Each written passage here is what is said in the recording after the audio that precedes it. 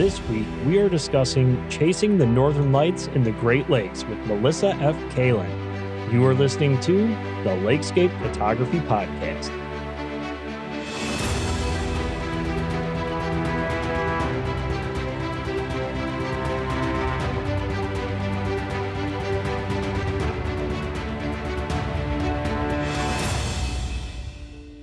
Hey everyone, and welcome to episode 17 of the LAKESCAPE Photography Podcast. In this episode, I had a fantastic discussion with Melissa F. Kaelin, author, photographer, and founder of the Michigan Aurora Chasers Group and annual Aurora Summit. In this episode, Melissa shares her journey into chasing the Aurora and how those looking to experience the incredible displays of Northern Lights here in the Great Lakes region can get out and do the same thing as well. As always, the links to everything are included in the show notes.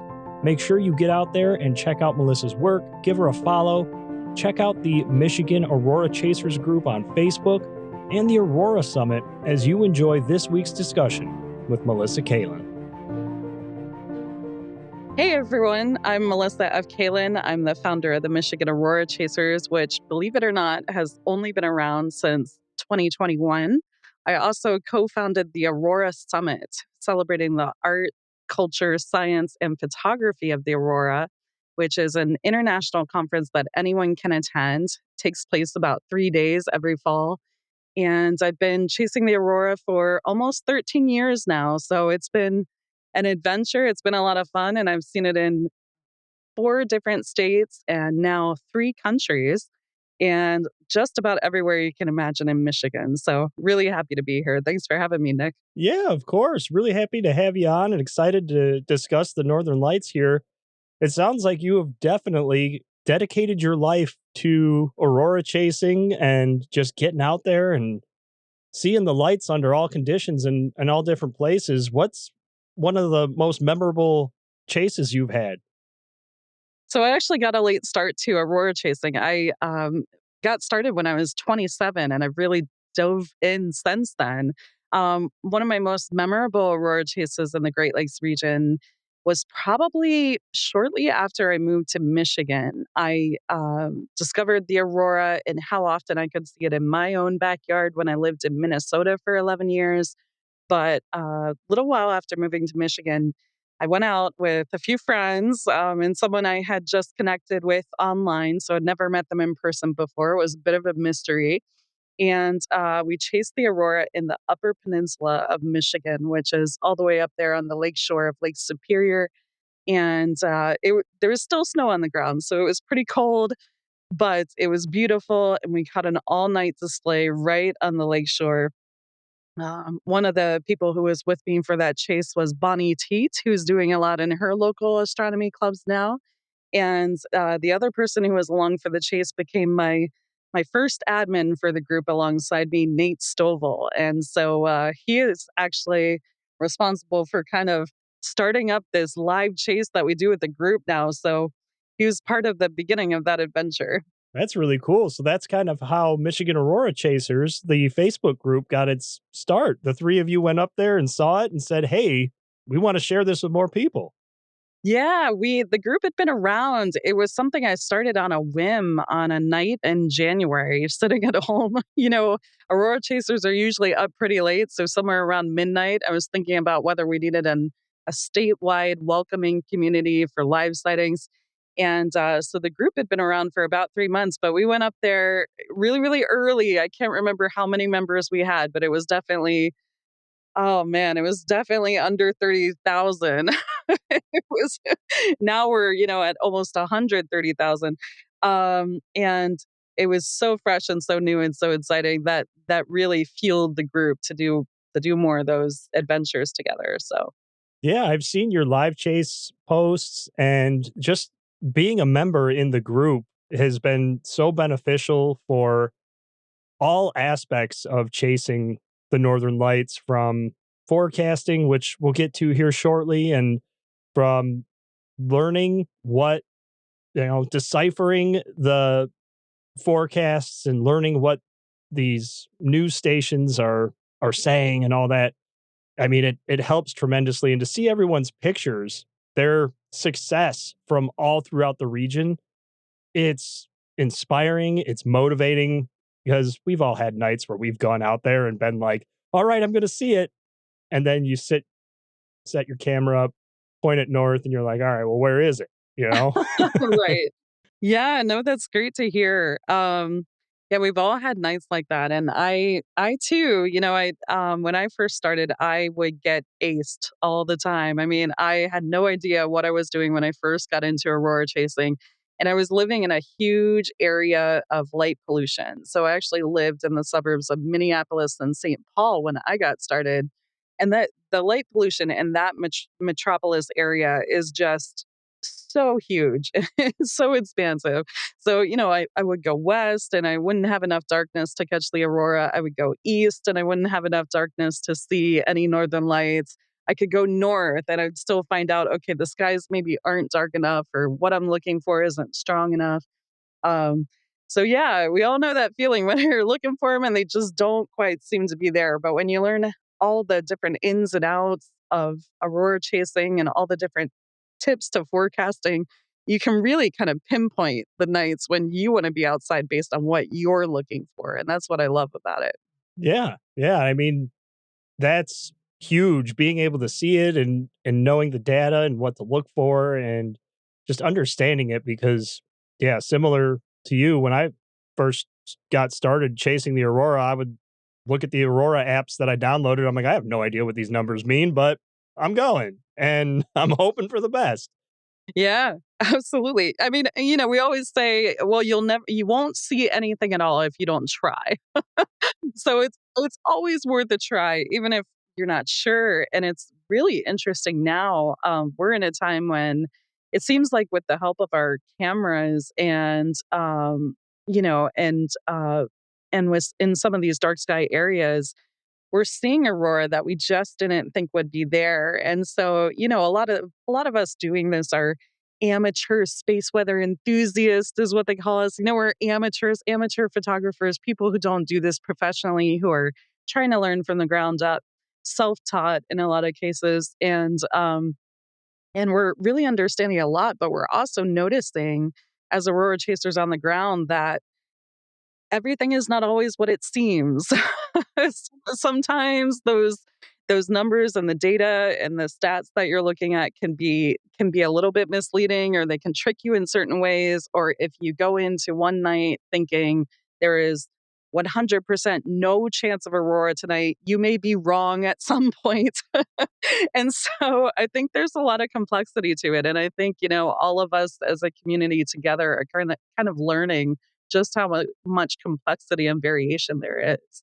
Yeah. Yeah. I mean, it's certainly something that can be daunting and challenging for someone who is just getting into it. And, the Facebook group, Michigan Aurora Chasers, is an excellent resource.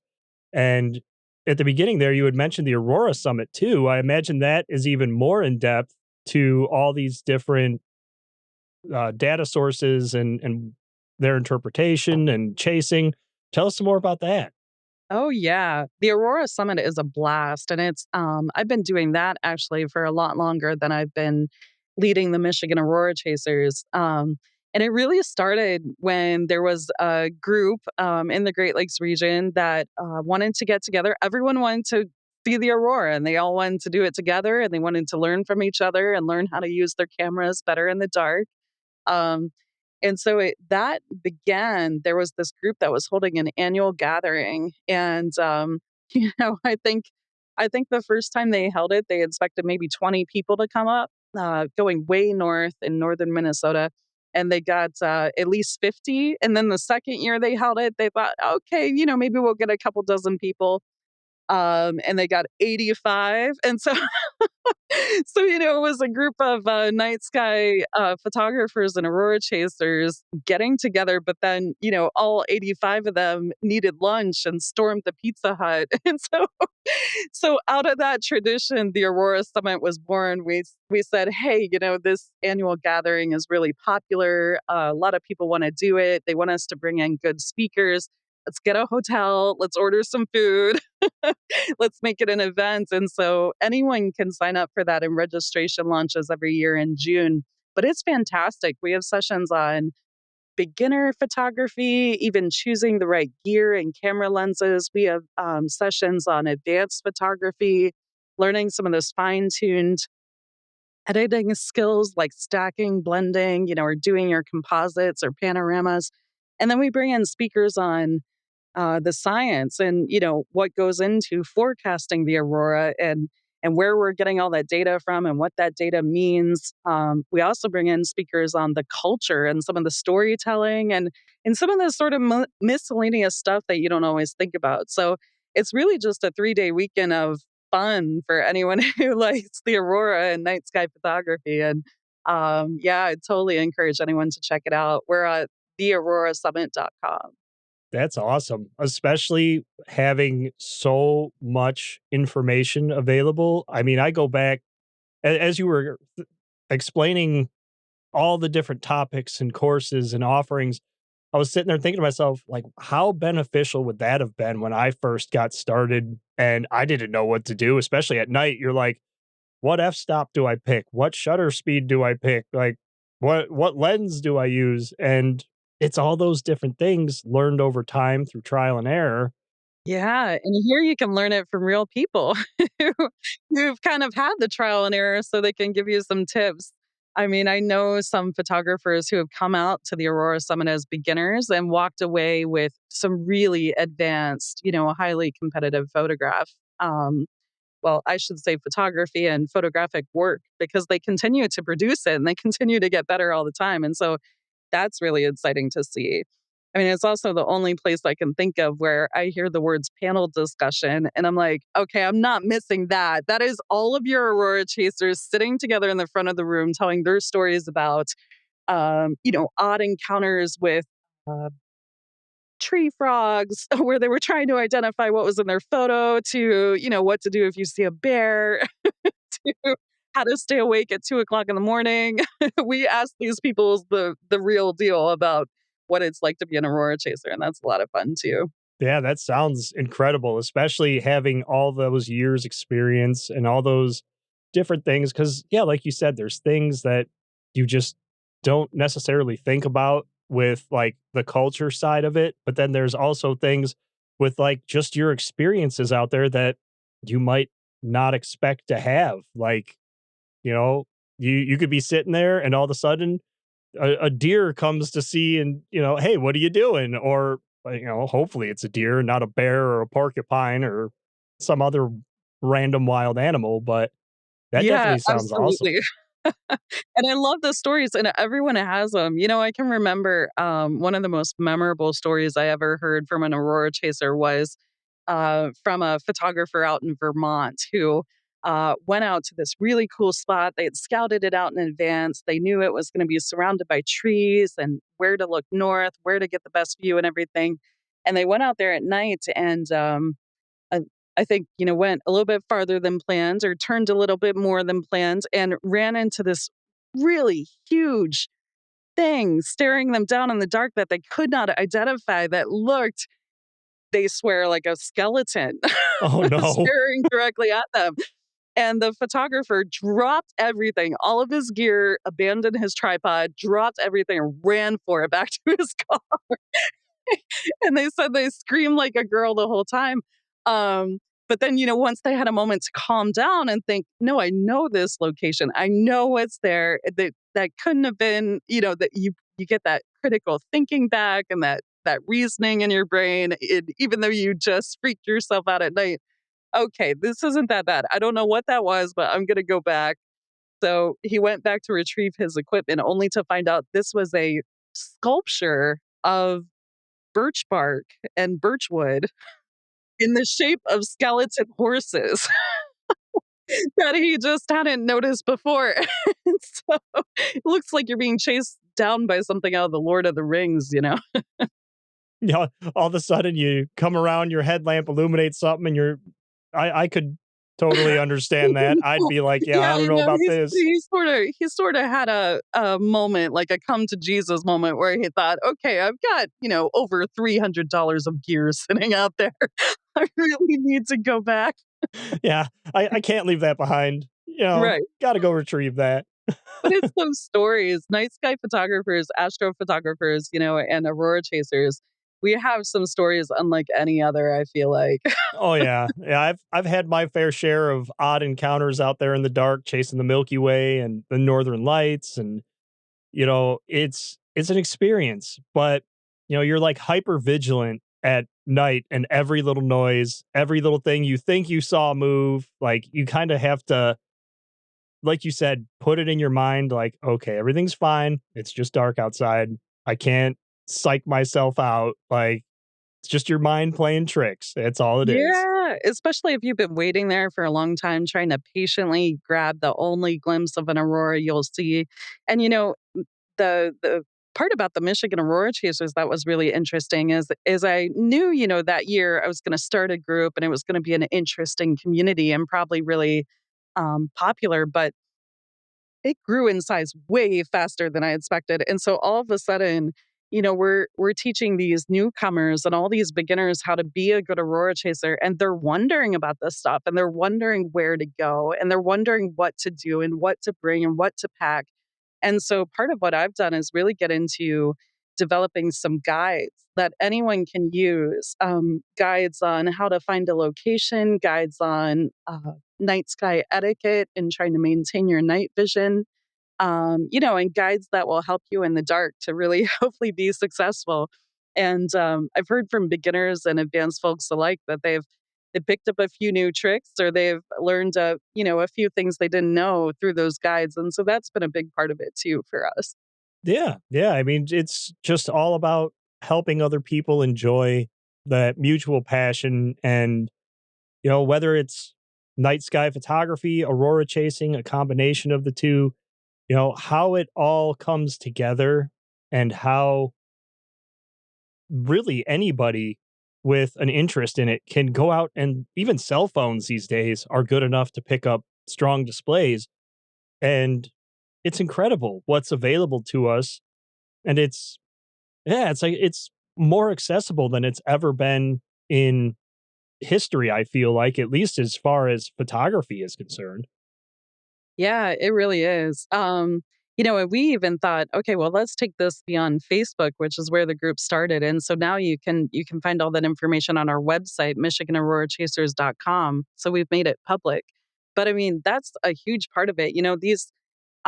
These little things we hold in our hand in our pocket all day long that, we used to use to make phone calls.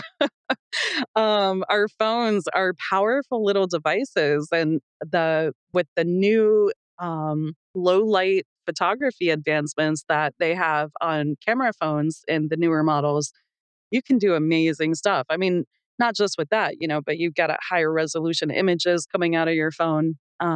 You've got your 30-second exposures and things like that that you can do using a tripod in the phone. And I'm someone who used to always say, "Well, I'm a naked eye chaser. I'm an eyesight aurora chaser. I really want to be there when it pops. I want to see the color. I want to have an eyesight experience that is, amazing beyond belief." And so that's how I got into aurora chasing, looking for those displays that are just so stunning and colorful to your eye. And I really had to learn how to catch those too, because you're going to need the strongest data and some of the strongest parameters lining up to make that possible in the Great Lakes region. It's much easier in parts way farther north, of course.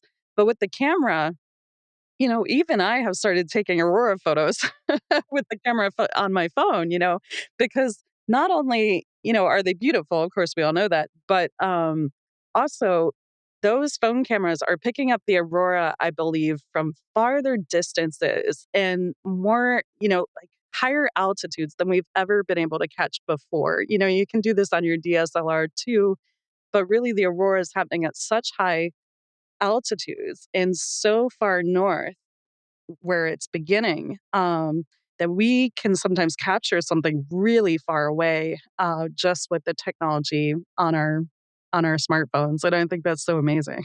Yeah, yeah. I mean, I've used my iPhone multiple times. Like before I'll take out all the gear and set it all up, I'll just set it either like on my hood or on my windshield or, whatever I can prop it up on a rock and, you know, just let it take a quick 10-second exposure and look at it and hey, there's something there or hey, there's nothing here yet. And, I do it for regular landscape photography too. I'll, before I take everything out, I'll frame up the shot or compose it on the phone and just kind of look at it like, hey, okay, well, maybe this will work, maybe this won't. And it's great to have that technology in your pocket and you really It really do, is. you know, Yeah. you have a camera on you at all times. Yeah, it's awesome. Not only that, but I think, and I don't know if you've talked about this on your podcast in the past, or how much you talk about this in your own life and work, but helping people realize that the camera can capture all light and color in the sky at night, whereas humans are limited by our night vision. We're not nocturnal creatures. And I think that has been a huge revelation for a lot of folks in the Michigan Aurora Chasers, realizing okay, hey, even if I can't see the aurora, it might be out there, or my camera might be able to capture, some of that color out there. And so, we spend a lot of time teaching people hey, everyone has their own experience. I mean, you could have some degree of color blindness, whether it was diagnosed or not diagnosed in your human eye. Maybe you wear corrective lenses. Maybe you have cataracts. Maybe you have had eye surgery. Different things like that can change how well you see color at night. And they can make it so that three aurora chasers standing beside each other can see the light and colors completely different than the person next to them. And so we like to remind people you'll have a unique experience with your own eye, and we can't predict what that will be like. We can't tell you exactly what you'll see, but we can tell you when we think that conditions are aligned in such a way that those colors are really going to pop for the average person. And so, but the camera then captures all of that no matter what. And realizing that distinction has been a game changer for a lot of people. Yeah. I mean, and that's something that I learned quickly with strong displays is like going back to May 10th of last year, that was one of the strongest displays I've ever seen. And I remember I was somewhere in northern Wisconsin. I was on my way to Split Rock Lighthouse and I was like, I'm going to make it. This is great. And the sun had just set probably 10, 15 minutes before I noticed this giant red pillar in the sky.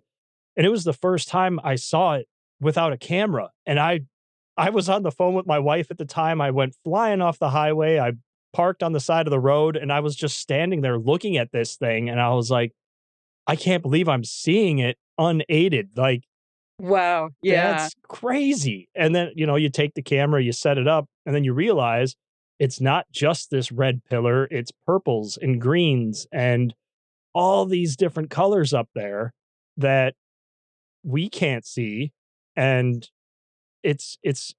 just incredible. All that night as I drove around, it was like pulsating gray bands in every Oh, it was such direction. a beautiful night. It was Yeah. so It's cool. gorgeous. Yeah, and that's, just like you said, you gotta get out there and try, and sometimes things might be a little hyped up more than others, and that's okay, but it's just a good reason to get out there and try.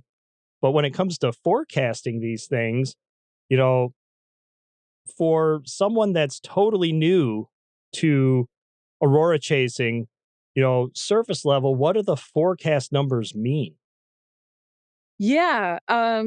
So if you're just getting into aurora forecasting, one of the first things you're going to see is the KP. And so that is it's a scale of 0 to 9, with zero being the lowest or the weakest amount possible, and 9 being the greatest strength possible.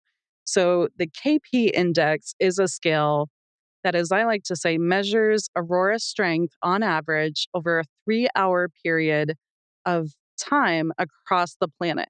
Um, Now, there's some caveats to that, though, because it actually ends up being a really tricky number to use. So KP is really what's key about it is it's a 3-hour average to get that number, they are taking the aurora strength measured at different stations around the globe, taking 13 different stations, those numbers over 3 hours, averaging them together from all around the planet over 3 hours, and then telling you, okay, this is the strength of the aurora. This is the 3 hour average. That's your KP. Um, Another thing I'm going to note is, and we've been talking in Aurora communities, that it's really important to distinguish is what it's actually measuring is geomagnetic strength. And so these are called, when Aurora gets really strong, it's correlated to geomagnetic storms or G storms. And so the KP scale will tell you how strong that geomagnetic activity is, or you can think of it as Aurora strength. Once we hit G storm levels, which happens at KP5, then those storms are going to be measured in the G scale, which is G1, G2, G3, G4, and maxes out at G5. So if we're chasing in the Great Lakes region, I've really been encouraging people to look for those G storms, that storm level strength, and that starts with KP5. You could have aurora of KP0. That means they're not even getting it in Alaska or Iceland, which is really far north. I mean, they might get, some ambient little flickers or something, but they can't really see it there. KP5 means is pushing all the way down into most of Michigan, most of Wisconsin, um, most or maybe all of Minnesota. I'd have to look at the map.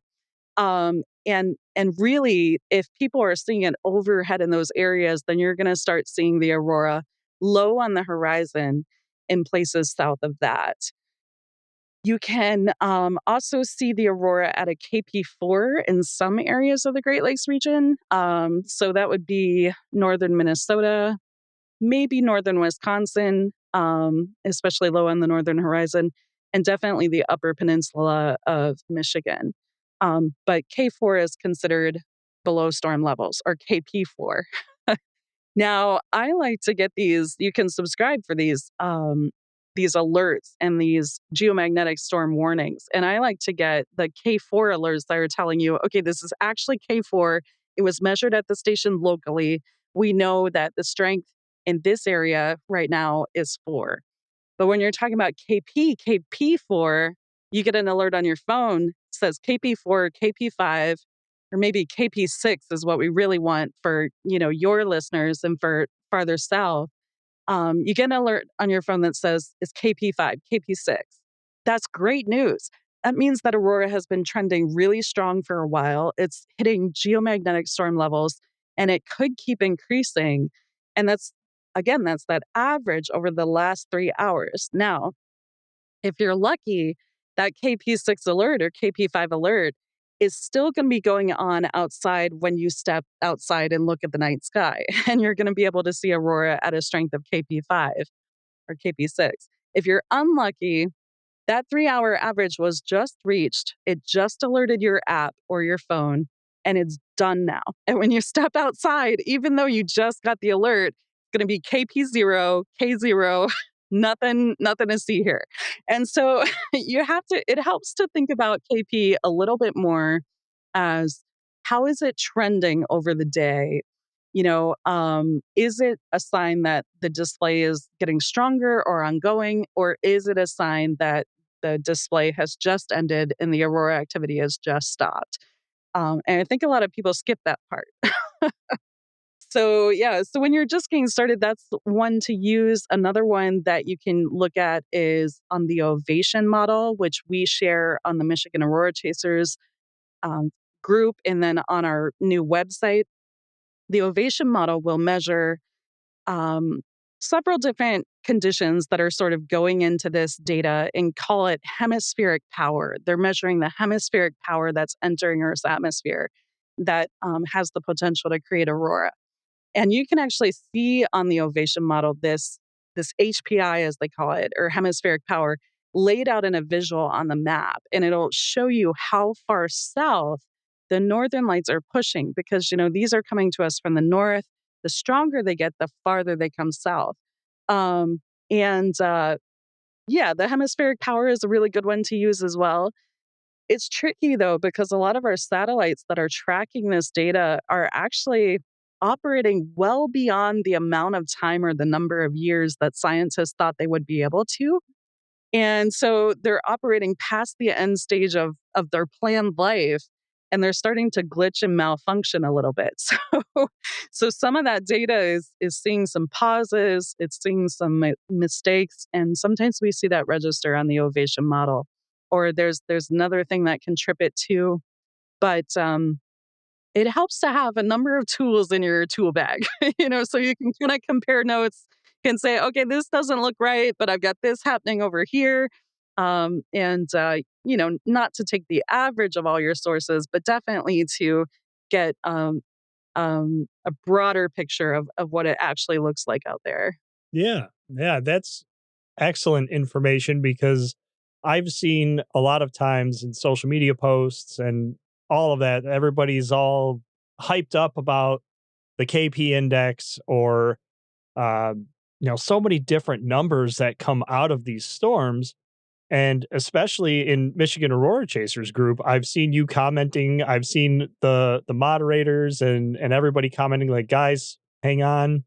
This is what this means. This is the interpretation. Like, just because it says X doesn't mean you're necessarily going to get Y. Yeah, there's a lot of complexity to it, and there are a lot of variables too.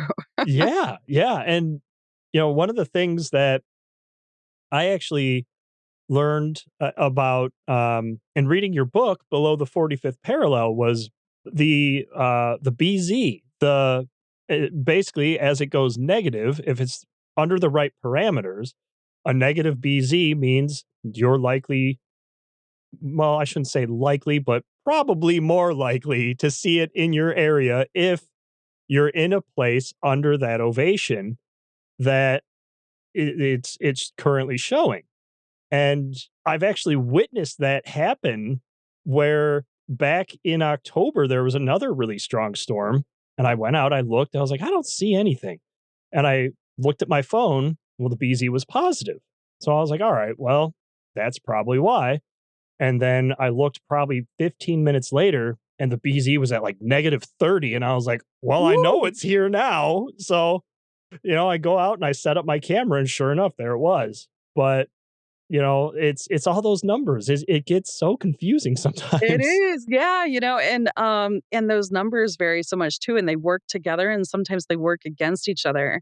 Yeah, my book, Below the 45th Parallel, I chose the 45th parallel because it's halfway between the North Pole and the equator, so it's sort of that magic middle line, and it also goes right through the Great Lakes region.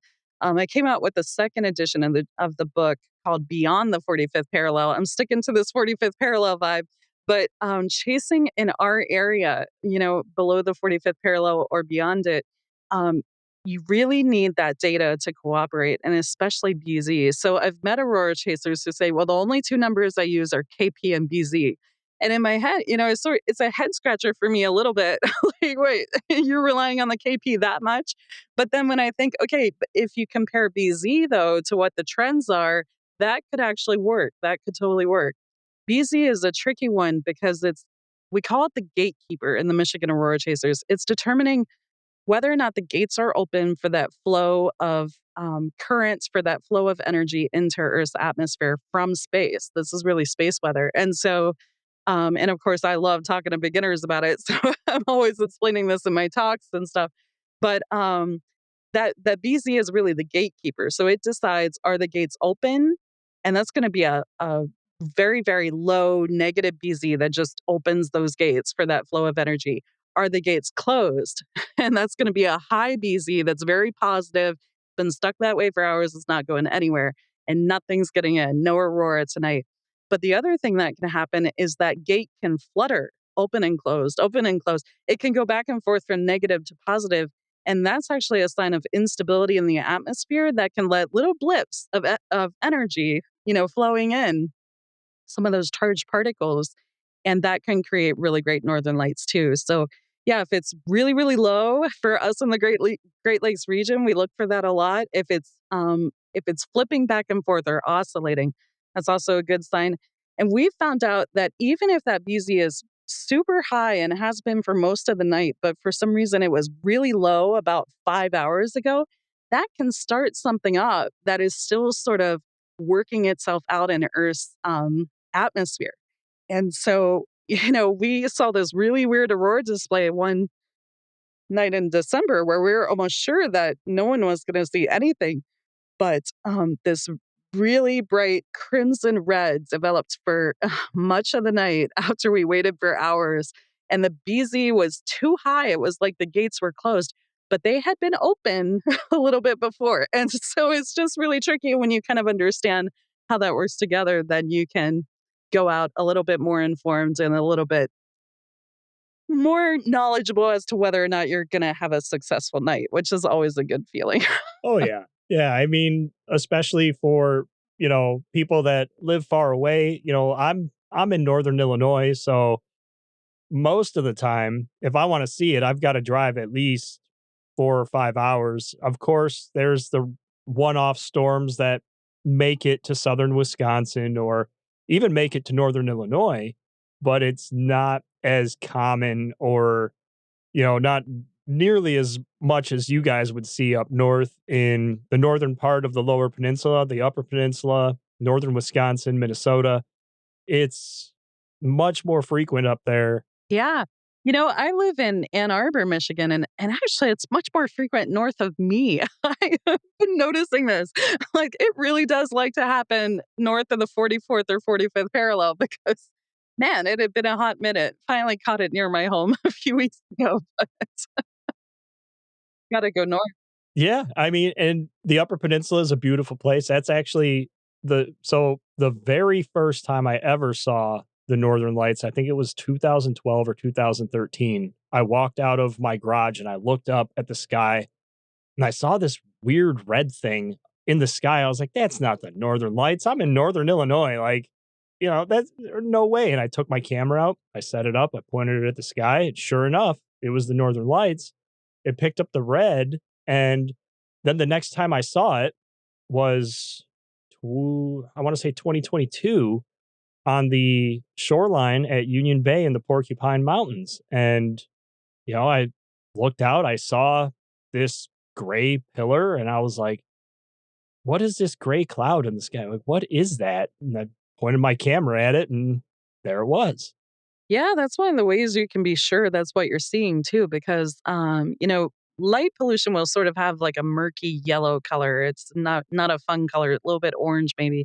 And you see some of these greenhouses that just have bright pink or purple lights that don't even look natural that shine on the sky. But but a lot of people will look up and they'll wonder if they're seeing clouds or aurora. And if they're not taking a test photo with their phone, they may never know, or if they don't know what to look for, because if you're just seeing clouds, it'll usually stay gray once you take a picture of it. But if you see something moving in the sky and you take a picture of it, looks gray like clouds to your eye, the camera reveals purple or green or pink, then that's often a really sure way to know you've got aurora because it almost always reveals those colors on camera, which is really cool. Yeah, yeah, that's the best part for me when I'm out there and, you're chasing it or, you're really just out there enjoying the night sky. You get that first image on the back of your camera, you see all the colors that you might be able to see like one gray band naked eye, but then the camera sees it all and you realize what's actually out there. You're like, Yeah, "Oh my goodness, this is fantastic." that's an amazing feeling. Yeah, it's like discovering a secret that no one else knows. Yeah, Just exactly. that little Exactly. peep. No, and, as we mentioned, you know, follow Michigan Aurora Chasers. Make sure that you guys go and check out Melissa's book. There's going to be links to everything in these show notes so you guys can go and check it out if you haven't yet. Now, one thing that we've both touched on here is light pollution, dark skies, where we can go to actually see this. As you mentioned, in a big city, it's going to be really difficult, if not impossible, because all that light pollution. What makes the Great Lakes such a great place for aurora viewing outside of these big cities and industrial areas? Yeah, that's a good question. And some people have seen the aurora now inside the city lights, but we're in solar maximum, which is an 11-year high. of this kind of activity. So we're seeing some of the strongest storms possible. But yeah, to find a really great area for viewing, you've got to get, it helps to realize that light pollution can travel really far distances. It doesn't really travel; it just sort of floats. But you can see it from very far away, at least 60 miles away, sometimes more like 100 miles away. You can see that light pollution in the sky. So you can use dark sky maps. We have a lot of them linked on our website for the Michigan Aurora Chasers, and I do too on my kaelinart.com website. But you can use dark sky maps to kind of find some of the darkest areas near you. And north may not always be the best option. So a lot of people, think, okay, I'll just start going north. But if you've got a large city directly to your north, when you stand out looking at the sky at night, you might end up looking straight up into that city, and you're really not going to see much other than that bubble of light pollution that hovers in the distance. So you don't want a large city to your north. You don't want to be in the suburbs if you can help it, although I do see the aurora from the suburbs sometimes. So it depends on the show. And get out to those truly dark sky areas. On those dark sky maps, you'll see your Bortle forest skies. You're starting to get a little bit better there. That's about halfway between the city and true dark skies. Or, if you can really get out even darker. Lake shores are often really good because there's no cities on the lake, so to speak. Um, so it offers a a place that's free of artificial light for the most part. Although people have been fooled by passing ships and their green glow at night.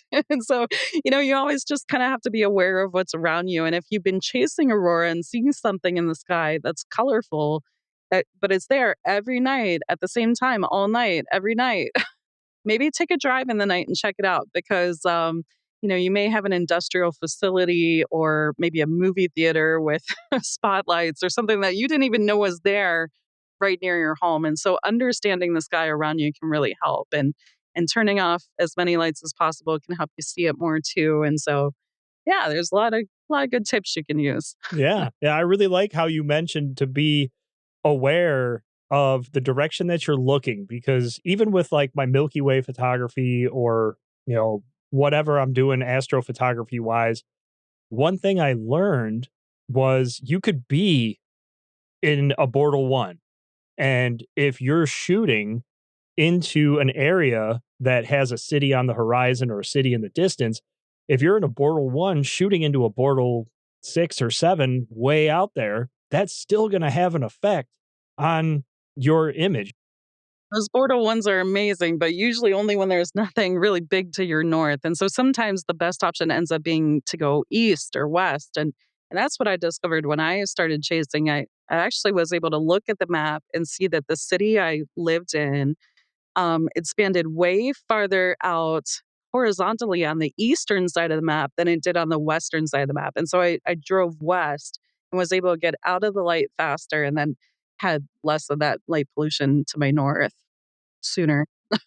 So Yep, that's something that I think we all run into as we start getting out there and trying to find these darker skies. And, you look at these light pollution maps and, you interpret them. As you mentioned, Bortle 4 is halfway between bright city sky and absolute darkness. And for those listening that don't know what we're talking about with Bortle, basically it's a scale from 0 to 9, 0 being the darkest area ever. And well, actually, no, I misspoke. That'd be Bortle 1. Bortle 1 would be the darkest area ever. And then Bortle 9 would be like standing in the middle of downtown Detroit, Chicago, Minneapolis, and then looking up. So yeah, and Chicago makes it tough on you guys. That's one of the biggest metropolises around. So yes, yes, it's if we want to see even just the Milky Way, you've got to drive, at least an hour west from where I am, and I'm already like an hour plus west of Chicago, northwest. And yeah, it's just, when you think about it, it kind of just gets into everything. Like you said, it goes hundreds of miles and you're just like, I'm driving and I can still see it on the back of my camera. Like, where do I Yeah. go? Crazy. And once you get out there too, I mean, I think once you figure out what your comfort level is in the dark, once you know how far you're comfortable going from your car, what you want to bring with you, how you're going to be able to stay warm, where you're going to go afterwards, how long you're going to stay out. You sort of hit your groove, and then all of a sudden being in the dark is not as scary as maybe most humans think it is, and you can turn out some of those lights at home, and that would help everybody. So Yes. Yes. My wife, she laughs at me because I'm like, "We need dark sky approved lighting on the house," and she's just like, "What are you talking about?" And I'm like, "Uh, it's fine. I'll just you do make it." the difference, I promise. Yeah. Yeah, exactly. Like, I promise it's gonna be okay. You'll see what I'm doing when I get to that point. I will say though, if you ever have the opportunity to go all the way up to Alaska or Finland or Iceland or even Yellowknife, Canada, it is so much easier to see the northern lights there. They really don't even think about it. And you can see it right in the city because it gets so bright. And so, if anyone ever has the opportunity to make one of those trips, I highly recommend it. Different experience. Yeah. Yeah, I mean, I've seen the images come out of these areas, and it's amazing what they can see up there, and it's, like you said, it's every day for them. They're like, "Oh, yeah, there they are again," and it's just like me, I'd be up for a week straight just like, "Hey, they're still out. Yeah, I'll sleep when there's That's what I clouds." said. I can't move there, I would never sleep, but, that's part of the special part of being in the Great Lakes too, is it really does because it can be so rare for us, it really does become special, and I actually have had people from Scandinavia and parts of the world like that reach out to me through my YouTube channel and things like that and say, "Hey, I'm actually learning a lot from all of you and your tutorials in the Great Lakes because we just don't have to think about it here. And so I never really thought about the forecasting and the science, and so I think we've got a couple things going for us. One, we're really learning how to be good chasers and how to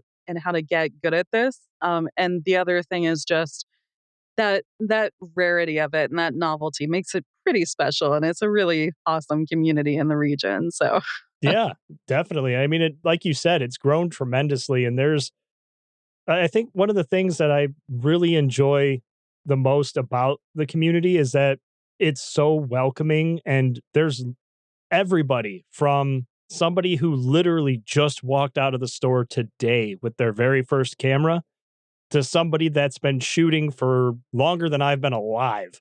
And, you know, all this experience, all these people, and, the spotting of where it's actually showing up, and, hey, there's lights over here in the Upper Peninsula, or hey, now I can see it in Traverse City. And, it's giving all of us an idea of, okay, here's where it is. This is what the forecast is doing. I can interpret that usually off of your post or one of the moderators. You guys are constantly updating us about what's happening, where to go, what direction we should be looking. Obviously, usually north, but sometimes like you said, you got to go east or west before you can see it. Um, but it's just such a great community, and it's been so beneficial for so many people. And it's awesome that it's yeah, out there. it means a lot to hear that. Yeah, it's we've got an awesome community and we're all learning from each other. And, now we're even helping scientists discover new research about Aurora because we can photograph some of these rare sightings from the grounds and they can observe it from space and we can pool our resources together and this is going to change the future of science in that way too, as long as we get our science funding. So but yeah, it's a great community and we've got a lot of folks that love helping people and we hold events all year too. So we've got our workshop sells out in a day now, so it's already sold out the Michigan Aurora workshop. But then we're starting a new event called the My Aurora Experience, the Michigan Aurora Experience, and that's where we're going to go out chasing no matter what. And we're going to teach you how to catch the northern lights, even if we don't see anything at all. But we're going to plan in advance so you can come on your own schedule and stuff. But we also do the live chase, which, is when we know we can almost guarantee you that you will see Aurora that night, and then we'll guide you right out underneath it.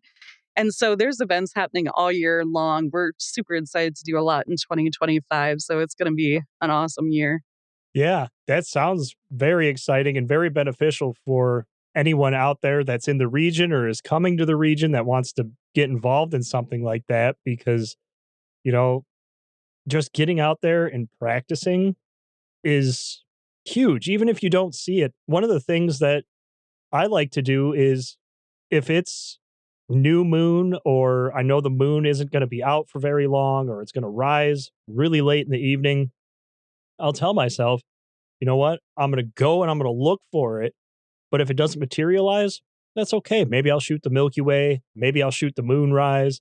Maybe I'll just shoot something with the stars. Nothing wrong Yeah, with that. absolutely. It can be a gateway to discovering other parts of the sky. And my right hand admin at the moment, Patrick Gruba, has really launched into that. He is now volunteering with telescopes at the International Dark Sky Park in Michigan. We have several of them now, but yeah, doing some of that star photography, deep sky photography, and your deep sky objects, your nebulas, really cool stuff. And there's always something amazing to see at night, even if the Aurora decides to hide. She's pretty shy, so Yeah. Sometimes she shows up and she says hello in a very majestic and extreme way. And other times she's a little blip on the horizon out over Lake Superior. But yeah, you just never know. But I love the mystery of that too, because you can go out and every night with the Aurora is different here. It's no two nights are the same. So yeah, and it's always rewarding to just get out there. Like you said, just get out there and try. You're going to eventually see it. The more often you try, the more attempts you make. It might not be the first. I mean, I'm just going to level with everybody out there listening. It might not be the first 10 times you go because it took me a while. it took me a while too. It took me over a year and a half to catch my first Aurora sighting. This has been, 12 years ago now, but it can take a while. And yeah, so my number one tip for people in our region is always have one other exciting thing you plan to do on your adventure. That way you don't have to go home empty-handed but yeah, looking forward to those sunsets, looking forward to those night skies. And really, if you're just getting started too, I was talking with some of the most advanced Aurora chasers I know in the community who are really leading a lot of different classes and initiatives right now. And I said, well, how did you get started? And webcams. Webcams are a big one. So webcam is, pretty much like, um, it's pretty foolproof evidence that Aurora is out, although it depends how far north of it is the webcam is of you and things like that. But the other thing is live sightings. As soon as you see a live sighting at your latitude, just across from you at the same distance south, that means you have a chance. And so that's been a game changer in the Michigan Aurora Chasers. We have spotters all across the state and the region. And if the Aurora's out, usually somebody in our community knows about it. So and they're telling you. Yeah, you'll see the posts and then they typically take off pretty quick. There's usually, you know, you can tell people are waiting, they're excited and just going back to how beneficial and supportive that group is, like everybody's like, hey, you know, don't do this, try this. This is a good spot. And, you know, just organizing and doing everything in a very thought out way instead of just scrambling and chaos because that can be so dangerous in the dark. And like you said, you have to be aware of all these different things with the forecast, but you also need to be thinking safety. You need to be thinking, are my eyes dark adjusted? Do I have, if I'm going to this place that may be popular, maybe when you pull in, turn your headlights off and turn your side markers on so you can still see and park, but you're not accidentally blinding everybody as you pull in. Right. That's great advice. Yeah. Lots of different tips. And those guides can really help you set yourself up for success. And some people might think, well, I don't need to turn my headlights out, or I don't need to get out of the car and go out into the cold and leave the heat and that kind of thing. even if I've got my emergency lights running or the lights on the dash are still on. But, if you can get all those lights turned off, turn off your car, step outside, close the doors, get all those sort of interruptions and interference out of the way, you're actually increasing your own chances of seeing something too, because your eyes will acclimate to the dark better and you will be seeing more of the stars and you will have less, obscuring your view. And so, yeah, it's just really good advice.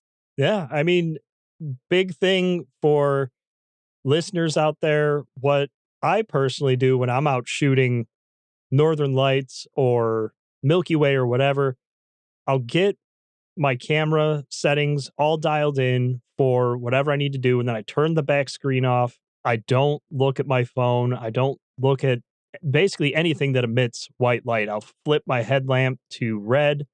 And the reason being is because it takes about 30-ish minutes for your eyes to dark adjust, but there's this chemical compound in your eyes, not to go off on a big crazy science tangent, but there's this chemical compound in your eyes called rhodopsin, and it basically adjusts your eyes for night vision and utilizes, I believe it's the rods for the for viewing the night sky. And it once you acclimate to the darkness, it's you'll see so much more. You'll see things in the sky that you didn't even know were there. And it's just putting the effort in to see that, or to putting the effort in to get to that dark sky site and then utilizing, taking advantage, allowing yourself to adjust and really see what's out there. Yeah. That's wild. Yeah, that was so cool. And yeah, it really makes a difference too. As far as photography and those getting out there that maybe, like we said earlier, maybe they did just get their first camera or they've gone out a few times and they question their settings. What advice would you give someone as far as gear recommendations for those looking to get started in chasing the Aurora? Yeah, so I'm gonna keep it pretty basic level because I know a lot of photographers doing more advanced work than me. But I would say, your tripod can make or break your game. So investing in a really good tripod is advice that I hear time and time again. You're you're not going to be zooming in to see the aurora, and you're not going to be using a telescope to see the aurora, anything like that. You're actually going to want to go the opposite direction, get the widest angled lens that you can, and try to invest in fast camera glass so that you can capture as much of the sky as you want with really clear definition. And you'll have to adjust your shutter speed and some of those settings based on how fast or how bright the aurora is, because sometimes it really moves across the sky. And I notice this a lot, especially when I go farther north, even in northern Michigan. And sometimes it just kind of drifts there or glows there or has a very slow, wavy movement to it. So, depending on how much definition and structure you want to catch in your images, or whether you like that sort of flowy, colorful look, that will change how you'll adjust settings like your shutter speed. And so, yeah, invest in a really good tripod. Get a wide angle lens. Think about good camera glass and getting the best camera body that you can for your money. Um, but any camera can capture it, especially now. And if you're buying a new camera, it's it really almost becomes more about the settings than it does about the camera itself. And of course, you can get all kinds of cameras and gear that are more specialized for night sky photography. But if you learn your settings, you can capture the aurora on most cameras. I would also say, a lot of people are capturing these really clear aurora shots using a remote shutter release. So that's a good option. And time lapses are becoming really popular because people want to capture all that change and all that movement. And so getting set up with an intervalometer can help with that as well. but you can go as far into aurora photography and time lapse and videography as you want and probably keep going. So, Yeah, it's a never-ending cycle. Once you see it and you capture it for the first time, that it just it drives you to that's right. You can get so deep into this stuff, you can send a camera to space, and scientists have. So, yeah, so but yeah, that'll get you a good start for sure. yeah, I really like how you said in there too that quite literally any camera can do it. And it's true because really any camera made in the past 10, 15 years, I mean, sensor technology has really kind of reached its peak at this point until new sensors are developed. And really at this point, it's just different features of the camera. And that's something that I've always encouraged people to do as well is just, hey, don't worry about the body. Invest in a good, fast lens and get a decent camera body. You're 90% there. Other than a tripod. Don't skip on the tripod. That's critical. Yeah, yeah, even with the cell phone or, some of the more advanced, smartphones coming out, the tripod will make or break your shot. So so, I keep telling the phone stores that they need to start carrying, tripods as one of their main accessories because yeah, the tripod will set you up for success. You're capturing so much moving color and light that if you can get those pinpoint clear stars, then the rest of it you can sort of adjust, or start to fine tune as you go. But yeah, but without a tripod, you end up getting really noisy images, really unfocused images, um, missing the good stuff. Yes. Yep. And that's something that I actually learned myself with Aurora chasing was, the first time I went out, I was like, okay, well, I'm shooting at 14 millimeters. I turned my ISO up. I, had my aperture as wide as it could go. And I was like, well, you know, every other time I shoot the night sky, I'm going to shoot, at 14 millimeters, I'm going to be around 10 seconds, maybe 15. And I set it up. The Aurora was super active. And I looked at it and I was like, this is just a big green streak. Like, what happened?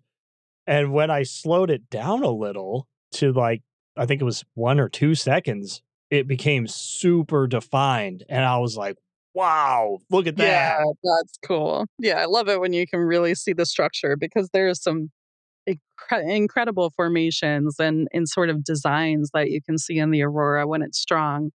I also know a lot of people, and it's just crazy when I think about the amount of gear that they have to haul out with them in the night. But I see a lot of people setting up their one camera set with their time lapse and then carrying another camera with them so that they can shoot spontaneously when the need arises. And this is becoming more and more popular, especially as we're seeing some of these subauroral arcs. They're not the aurora itself, but they're related to aurora and they're pushing farther south. They're showing up in the west, or we've got the Steve subauroral arc that'll show up in the southwest or maybe right overhead.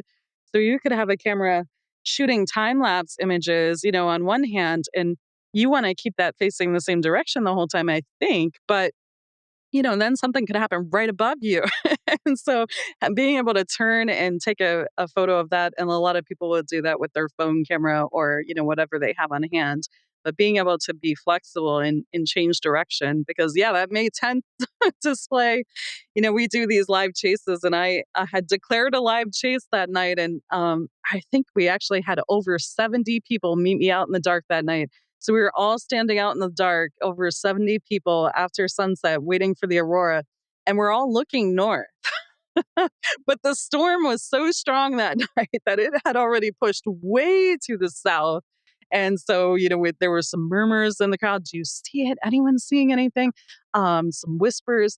And then, this lady and I, who were just standing there talking while a lot of people were sitting down, turned and looked around and we said, "Oh, what's that?" And then, and then we shouted to the crowd, "Everyone, turn around," because all of a sudden we need to be facing south. And not only that, but it was almost straight overhead. And so, you just never know what way you're going to be pointing, and so getting a tripod that can account for that too. But yeah. Yeah. Yeah. And being able to just move around and I use my tripod for quite literally everything, even daytime landscapes. I'm out there with my tripod, setting up compositions and whatnot. But especially at night, I mean, it's arguably like the most important piece other than the camera because without it, like you said, you either have to shoot at high ISO or you're gonna try to shoot handheld, and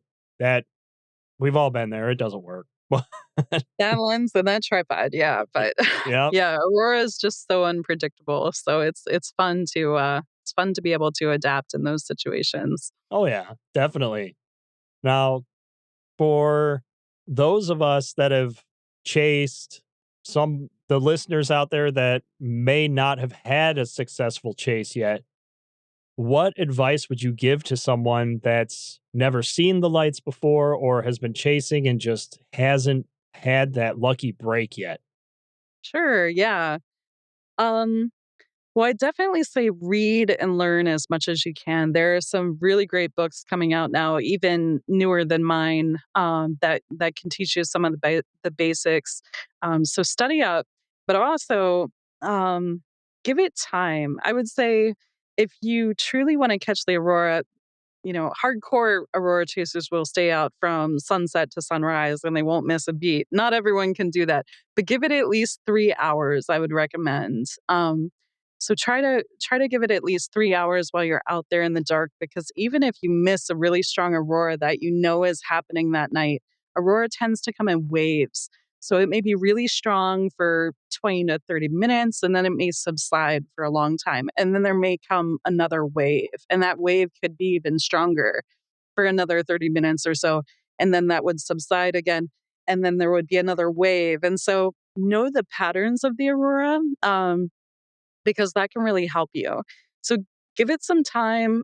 Truly let your eyes adjust to the dark. I worry about people who never get out of their car and are looking from inside their car window, because how much of that glass is obscuring your view, and are you really able to look straight up? And if a corona burst, this is a type of an aurora that's overhead, right over top of your head, are you going to be able to turn your neck to see it? And so obviously get out of the car.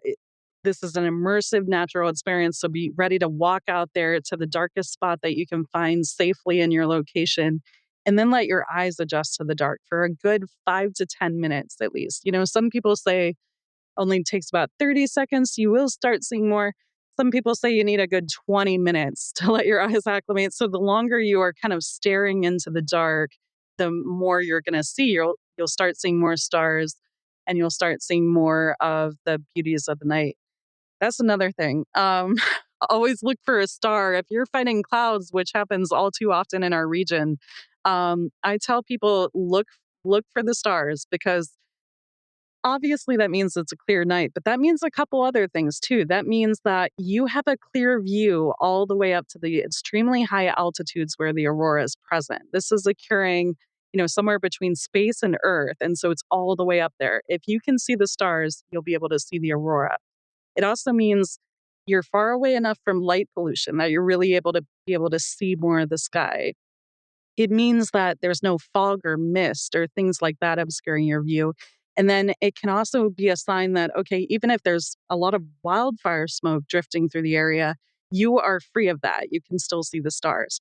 And so use those stars as a guide to tell you, I have a clear view to the upper atmosphere. Um, and then I would say take a test shot. Like we said, whether you know it or not, the aurora might be there and it always reveals itself on camera. So even if you see absolutely nothing at all, pick up at least your phone camera, point it north, low on the horizon, and take a test shot, a test photo, even if you see nothing. One of my aurora chases, the year I launched my first book, was all the way up in Leland, Michigan. And I thought, how cool would it be to catch aurora on my first book signing? And the numbers were so low. I was like, this is not happening tonight. But sure enough, we went out. We knew we were in a dark location, a north location. a starry night. And so we went out, I took a test photo, and sure enough, I could catch the pillars on my phone, and so I had a photo of the aurora there. I couldn't really see it with my eye. I didn't know it was there. And so you may not know until you take a test photo. Yeah, those are some good tips to get you started. And then, don't set an alarm for every hour of the night. That's how I started. And I think the aurora danced every half hour in between while I was napping. So it just doesn't work like that. You have to be patient. Yeah, definitely. It's a game of patience and persistence and just getting out there and trying. And, like you said, just take those steps when you're there to let your eyes adjust and take it all in. Even if you don't see it, seeing that many stars, that's still a pretty incredible experience. Yeah, I always count that as a win. So, and this is nature we're talking about. Nature is a force all its own, and so it will. It may not show up on demand. It's not like a TV show, as many people in our group are saying now. But it will amaze you. It will surprise you. It may show up when it's least expected, and so there's a lot of fun to the element of surprise that comes with the game. Definitely. Definitely. Is there good resources like apps and stuff that you would recommend to people that can help them with the alerts and the forecasts and getting a better idea of what's going on? Sure. Yeah. It's interesting because if you do a search in the App Store for an Aurora app, you'll get a ton of results, and most of them are not helpful. so so be careful. But most of those apps will though give you the KP, so you can sort of watch that and remember that's a 3 hour average, but it also shows what's trending. What we really recommend is Space Weather Live. You can either go to spaceweatherlive.com or get the Space Weather Live app. They will notify you when something big is headed our way. This is space weather that starts on the surface of the sun, of course, and then it has to be directed toward the Earth with speed and power and density to be able to cause aurora here. So when those big impacts are headed toward us, you can get push notifications about those coronal mass ejections and other types of solar activity. So Space Weather Live is a really good app.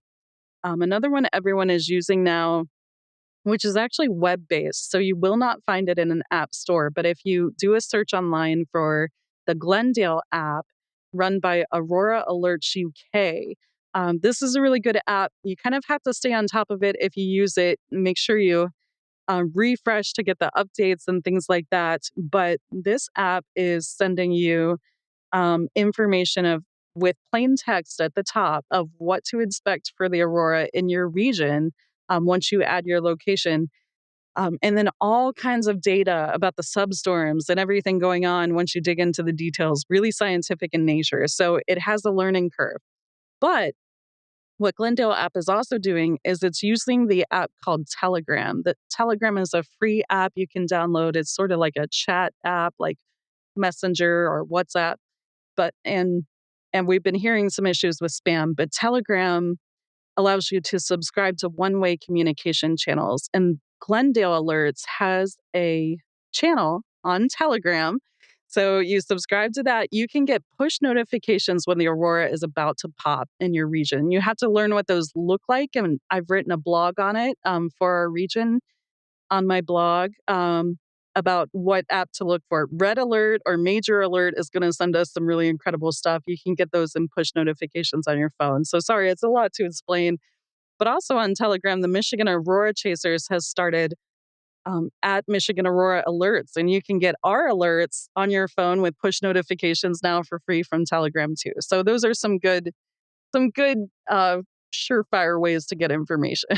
That's awesome that you guys are offering that and putting that out there for everyone. And Yeah, and it's free, and it's we run it for free. It's right on our homepage too. So you go to michiganaurorachasers.com and you'll see a link to our Telegram channel, and you can just subscribe. And we've got spotters throughout the region. We're adding a few more as we go. Well, not the region. It's just state of Michigan right now, but maybe that's something to think about. you heard it here first, everybody. It's expanding. Right. That's really cool though that there's so many resources, your blog, Michigan Aurora Chasers, the Facebook group and the website, the push notifications to help you plan a trip if you're not local or, just chase them if you are or you happen to be in the region. That's all super beneficial stuff Yeah, because thank you. Yeah, it's been, we our members and our group experts have been sharing tips like this for years, and some of the tutorials I've written in the group have just helped so many people. So we just keep spreading the good word and opening this up so that, it's more accessible. And so as long as everyone is goes out there with the utmost respect for the people you see in the dark, you never know if they if they lost their most expensive glove or if they can't find their car keys. If you go out with respect for people and just treat everyone in a friendly way, it's really become an amazing way to teach beginners and to support each other while we're out there. We know a lot of people that now have made friends in the dark. I like that. Friends in the dark. That's right. That's really You not cool. know your face, but we had a really a really great experience. Hey, I made a friend like that out in Colorado. We were shooting the Milky Way at the Maroon Bells. I never actually saw him, but we exchanged numbers at the end of the night and I texted him the next day and we met up in the daytime to go do something. And I was like, hey, that's what you look like. He's like, yeah, hey. Yeah. It's kind of funny that way. Yeah, that's Yeah, cool. that's really cool. And like, you mentioned there's all these resources and these different things that are available to people. Tell us about, how people can find you, your book, get involved in all this. And of course, there will be links to everything mentioned in the show notes so that everybody can get out there and get involved. Yeah, absolutely. So you can find me at kaelinart.com. That's Kaelin art.com. Got all my guides linked up there and a link to the Michigan Aurora Chasers. If it's not there, it will be there. But then I also built the website for the Michigan Aurora Chasers.com. So that's really intuitive to find that one. And you can run a Google search. We actually have an entire resource page on our website that if you search my Aurora resources anywhere on the web, it pops up first result. So that's really cool. That's going to give you time conversion charts, moon phases, camera apps, night sky apps, Aurora apps, just anything you could want. So that's a really cool link. And yeah, so I wrote Below the 45th Parallel, and then I followed it up with a second edition called Beyond the 45th Parallel, which is available. On Amazon. You can also find it barnesandnoble.com, places like target.com. So it's online. You can find my book. Got a lot of really great tips and some of those essays and tutorials that have helped thousands of people now find the Northern Lights. Let's see, another one, theauroraSummit.com. Anyone's welcome to join. We launch registration in June, and we're featuring legend Dan Zafra this year, who runs the Northern Lights Photographer of the Year Awards. So it's going to be a big event this fall in Wisconsin. Yeah, and all these websites are or at least from the Michigan Aurora Chasers, they're pretty well linked, so you can find everything you need there. That's awesome, especially the Aurora Summit with Dan Zafra. That's really It's cool. gonna be cool. We are so excited, and we can't wait to put together a stellar program, and it's gonna be truly international again this year. And and one of the best parts of the Aurora Summit is we bring all these communities together. So we literally look for new photographers, new faces every year, leaders of different groups. We bring them all together, and some really close friendships have been made there. Some business partnerships probably started there. So it's a good place to be. Yeah, definitely. And, like I said, I'll include all the links that we just discussed in the show notes below for everybody to go and check them out.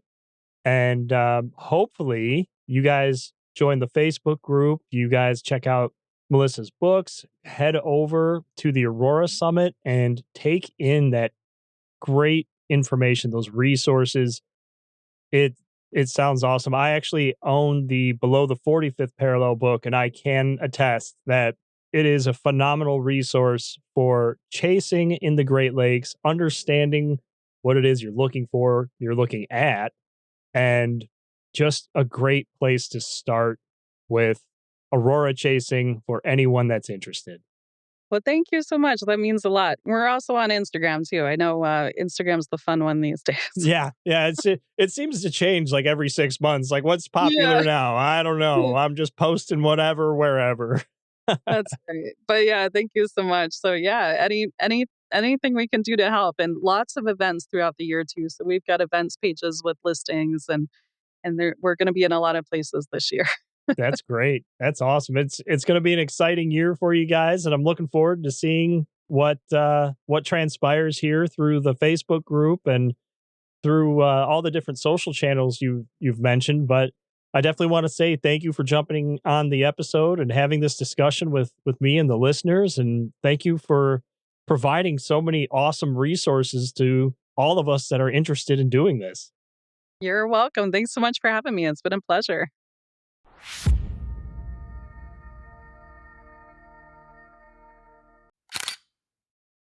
Another huge thank you to Melissa for joining us. As mentioned, all of the links to her work and the groups and resources discussed are linked in the show notes below. Make sure you head over there, give her a follow, and check out some of the resources that she has put together. Michigan Aurora Chasers is an incredible group. I highly recommend it. It's filled with highly talented and kind individuals. I encourage everyone with interest to head over to the group page on Facebook, check it out, join in on the adventure, and get involved in the community. In the next episode, we are going to be joined by Chris Narona as we discuss changing seasons and making the most out of each season as landscape photographers. Based in Ontario, Canada, Chris is our first international guest, and I'm very excited to have him joining us. Make sure you rate and subscribe to the podcast. Check that little notification icon to make sure that you are notified when new episodes become available. As always, thank you so much for listening and enjoying the podcast. You guys are all greatly appreciated. I'll see you guys in 2 weeks. Take care, everybody.